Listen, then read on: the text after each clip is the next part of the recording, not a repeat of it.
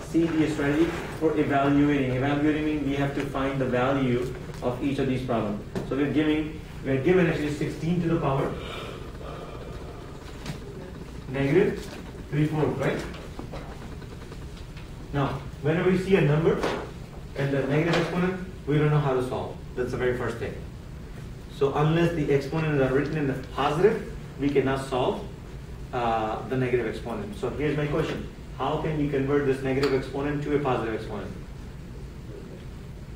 Flip it, very good. So if we flip it, what does it look like? 1 over, very good. 16 to the power 3/4, right? So it just changes the sign. So we bring it down, right? Now we still need to solve. So the question is 16, and you're dealing with the power of right here, the 4 is the right, 4 is going to go outside. Very good. So 4 goes on the outside, and then 16 to the power 3 goes inside, right? Okay. Now here's my question: Is 16 in order to come out, it has to be a power of 4, right? Because we're dealing with a fourth, right? Power. So 16 can be written as a fourth power of any number.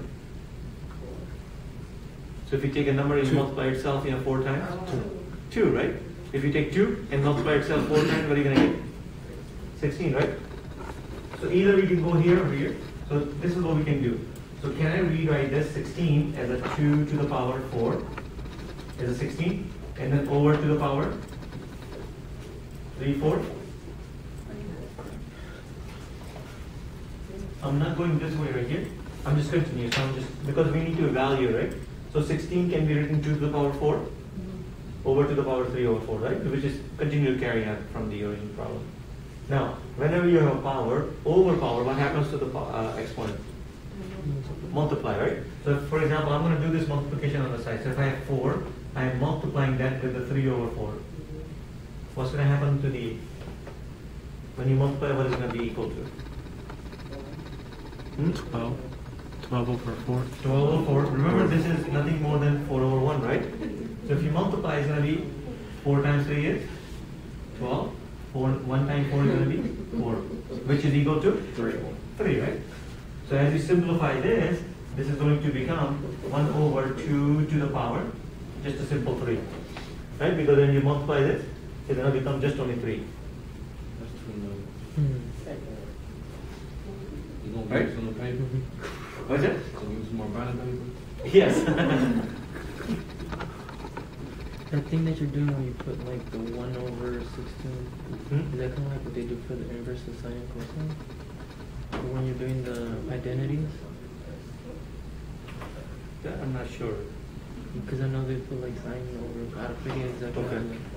There's something like that. Show me right here. Okay, now, since we need to evaluate, we need to find the answer right here. So now, what's the 2 to the power 3 mean? 2 is multiplying itself how many times? 3. So if I take 2 and multiply itself 3 times, what are you going to get? 8. So the final answer for this one is going to be 1 over 8. That's what they were looking for, right? Because they wanted to find the value. They wanted us to evaluate. So 16 to the power negative 3/4 is going to be equal to 1 over 8.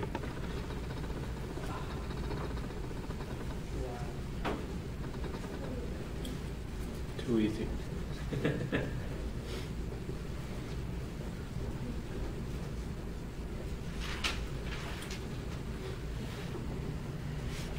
Okay.